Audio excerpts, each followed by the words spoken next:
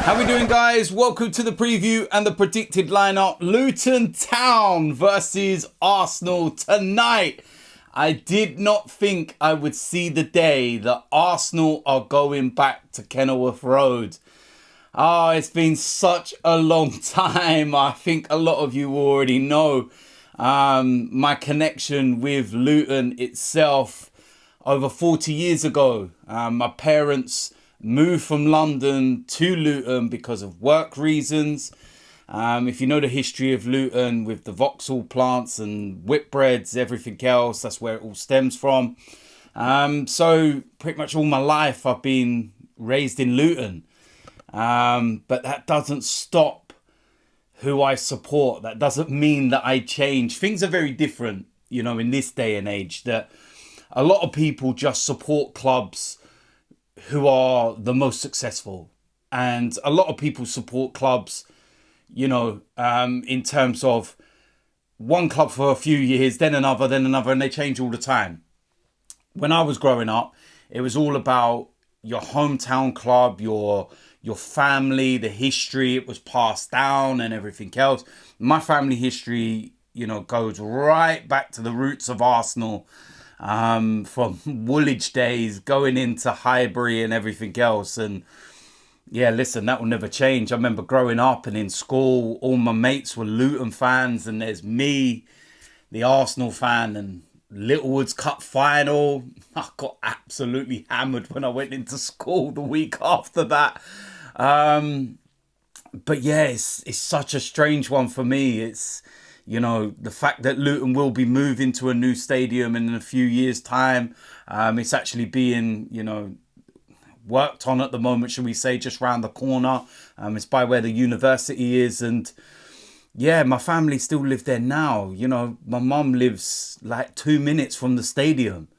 It's like, yeah, it's just weird that we're going to get to go back there. Yeah, I'm looking forward to it. I'm so looking forward to it. I played at the ground. It's just mad. It's just a weird one for me. But I want Arsenal to go there tonight and absolutely destroy Luton.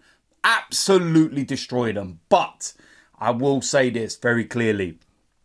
It's going to be very, very tough. It's not as easy as some people may well be suggesting.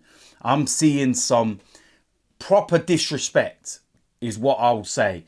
People saying that we need to rest all our players tonight and we can go a lot weaker and this and that and the other. And what I'd say is if we were playing at the Emirates tonight against Luton, I would have no concerns at all. We would play them off the park and we would win that game comfortably. But I tell you something, at Kenilworth Road, it's different. It is so different. Only recently, Liverpool went there and struggled and come away with a draw. It's not an easy place to go. It's a very, very tight pitch. The fans are literally on top of you. On the side where the tunnel is, they can literally touch you. You try to take a throw in and you can hear them breathing. It's that close. The tunnel itself, when you come out of the changing rooms and it's in the corner, it's very reminiscent to what the tunnel at Highbury was like. Very tight. You're touching each other. There's no room to move. And it's just going to be such an experience for the players and very different. Even the drive into the ground is going to be eye-opening. There's one way in for the coaches because they're not going to go in the second way where you go over the bridge. And it's just very, very enclosed. There's traffic everywhere. You're literally going through houses. Like, it's so eye-opening for people that don't, understand. And I've grown up on the old stadiums and everything. So to me, I love it. I love all the old stadiums. I love, places like Goodison Park that feel like the olden days, them proper stadiums, and a lot of people now, they've been, brought up on modernized stadiums, and that's what you see as the norm. And then all of a sudden you go to somewhere like this and you're like, wow. And, you know, we've all seen the memes and the jokes about the away end, and you have to actually go through somebody's back garden to get into the stands. It's proper, man. It's proper. But welcome to Luton, man. Listen. Like I said, my mates are Luton fans. I've got loads of them going to the game tonight. They've been messaging me already, and I'm looking forward to it. I really am looking forward to it. But like I said, we need to just go out there and put in a professional job, get the job done, get the 3 points, and then we move on. And that's as simple as that. There's no sentiment. There's no anything other than 3 points. We got a big weekend coming up. We've got a big game, you know, with Aston Villa. Man City have got to go to Aston Villa tomorrow. So it's another opportunity where City may drop points where we can't afford to and just go and win. Liverpool as well. They're actually in second place at the moment. I think people forget that. So go about our business, get our job done, get the 3 points, and we move. What more can I say? So with that said, let's go and get into the predicted lineup. Starting off in goal, David Raya. Very straightforward. He's clearly the number one right now. Mikel Arteta has been speaking this week about Ramsdale and he wants him to stay and fight for his place and all the rest of it. But David Raya is the number one. Right back, I believe this will be Ben White. Tomiyasu came off at the weekend. It's nothing serious. Mikel Arteta said he may well be in contention. They'll have to wait and see. But with Villa on the horizon and stuff like that, I just feel that Tomiyasu will probably, you know, sit this one out and Ben White will come back in. Right centre-back, William Saliba. Very straightforward decision. One of, if not the best defender in the Premier League. It's that simple. Left centre-back, Gabriel. Again, you know, goes very much under the radar, his performances, because of William Saliba. They're going to have, you know, a lot to deal with tonight because Luton are very direct. They do play some good football with the likes of, you know, Ross Barkley in there, who's really starting to look good now. But they will get the ball into the box. They will, you know, test you. And it's one of their strengths, especially from set pieces. So you're going to have to be mindful of that. Left back. This is a difficult one. I feel for this game, maybe go with Kirill. I feel that because it's a small pitch, maybe Zinchenko won't so much go into that inverted area because it could be quite congested.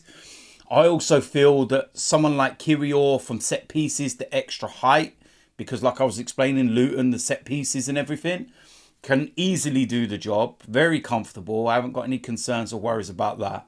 I just feel that maybe because of the extra height and everything else, as I was explaining, Kirill may well come in for this one. Moving into the midfield, I feel for this, Declan Rice will sit at the base. I don't think that Jorginho will come in. I just feel that Declan Rice will be the one that sits there. On the right-hand side, Bukayo Saka. It's going to be interesting to see how he plays tonight, whether Luton try and double up. It's not that wide, so it's going to be limited in terms of its space anyway. But yeah, he starts all day long. Next to him, Martin Odegaard. Look back to his best at the weekend. He was exceptional. So good. And that's a straightforward one for me. Next to him, Kai Havertz. I feel that he will come back into the side again. Another player that can give us an aerial presence in both boxes. You know, so I feel that that's important and the reasoning why I have him in the side. On the left, we go with Martinelli. Again, same as Saka with the other side. There's not a lot of space, but he can cause a lot of problems with his pace and, you know, his trickery and everything that he does. And then up front, as the main striker, Gabriel Jesus. Going to need his ability to, you know, hold up the ball and, you know, be able to fend off the defenders of Luton who are going to be very rough and rugged and working very hard. And Gabriel Jesus is somebody that can deal with all of that. So I feel that he'll be very, very important to the way that we play. So there we go. That is the preview and the predicted lineup. Let me know what you think about that 11. If there's any changes, where would you change it? Let me know in the comment section. I've made my explanations as to why I bring the likes of Kirior and the likes of Havertz in there, the extra height, the presence in both boxes and everything else. So yeah, I think that's a very strong lineup, and I think that's more than capable of getting the job done. So we will see what happens. So listen, keep an eye out for the match reaction. If you're new around here, hit the subscribe button, smash a like on this video, and I will see you lot soon. I'm out of here.